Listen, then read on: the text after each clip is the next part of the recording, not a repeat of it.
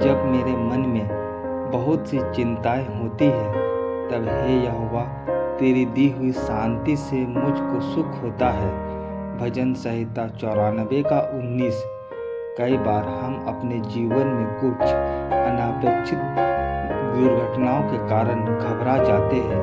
ऐसी स्थिति में अन्य लोग इसमें निहित अधिकारों का पूरा लाभ उठा ले जाते हैं।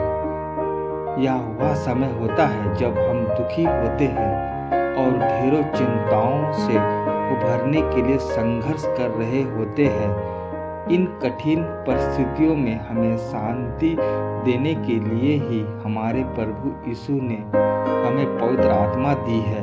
हमारे प्रभु यीशु की मृत्यु के बाद चेलों की हालत दयनीय थी और वे सब अपने भविष्य को लेकर चिंतित और असुरक्षित महसूस कर रहे थे। वे डरे हुए थे। उन्होंने अपने आप को एक कमरे में बंद कर रखा था।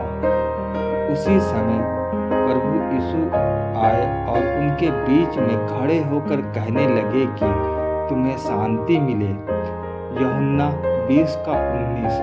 उसने उन्हें जागते रहने और प्रार्थना करते रहने के लिए कहा, ताकि उन्हें दूसरा सहायक अर्थात पवित्र आत्मा दिया जाए, जो सर्वदा उनके साथ रहे। प्रेरितों के काम 1 का 5, यूहन्ना 14:16। इसी के अनुसार वे सब एक चित्त होकर प्रार्थना में लग गए। प्रेरितों के काम 1 का 14। और फिर बड़ी सामर्थ के साथ पवित्र आत्मा उनके बीच में उतरा। प्रेरितों के काम अध्याय 2। उनके जीवन बदल गए और उनकी चिंताएं गायब हो गई। अब परमेश्वर उनके जीवनों को बदलकर दूसरे लोगों को शांति देने के लिए प्रयोग कर रहा है।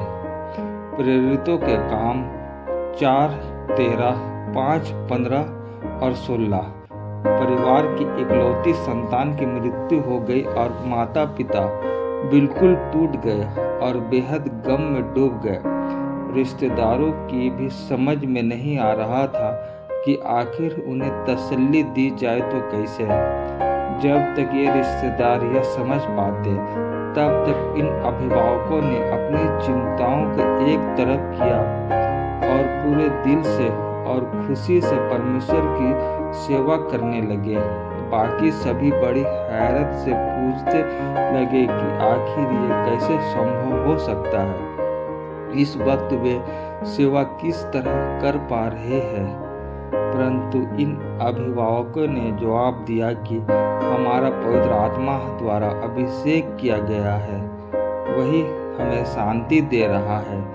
अब अपने बच्चे के लिए रोने से क्या फायदा। क्यों ना हम अपनी बाकी की बची हुई जिंदगी परमेश्वर की सेवा करते हुए गुजार दें और लोगों के लिए आशीषों के द्वार खोल दें। ये सेवा ही हमें हमारी चिंताओं से दूर रखती है और खुशी देती है। पवित्र आत्मा द्वारा सामर्थ और शांति पाने के बाद वे पहले ही अपेक्षा कहीं अधिक बड़े पैमाने पर सेवा करने लगे। हाँ, अगर आपने भी पवित्र आत्मा का अभिषेक प्राप्त किया है, तो आप भी उससे सामर्थ पाकर जीवन की सभी परिस्थितियों का डटकर मुकाबला कर सकते हैं। आप उनकी महिमा के लिए जी सकते हैं। फिलिपियों 4 का 13।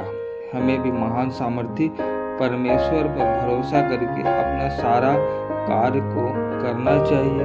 वही हमें तमाम दुर्बलताओं से हमें मुक्ति देते हैं, तमाम शत्रुओं से हमें बचाते हैं, हमें उन्नति देते हैं। प्रिय पिता, आइंदा मैं इस दुनिया के अनपेक्षित आघातों, चिंताओं और बोझ से परेशान नहीं होऊंगा। प्रभु, अभी मुझे पवित्र आत्मा से भर और मेरा अभिषेक कर। आज मेरा आत्मा के फल और वरदान मुझे दे और मुझे अपने चेलों की भांति प्रयोग कर। मेरी सारी चिंताएं तू ले ले और दूसरों को शांति देने का अनुग्रह मुझ पर कर।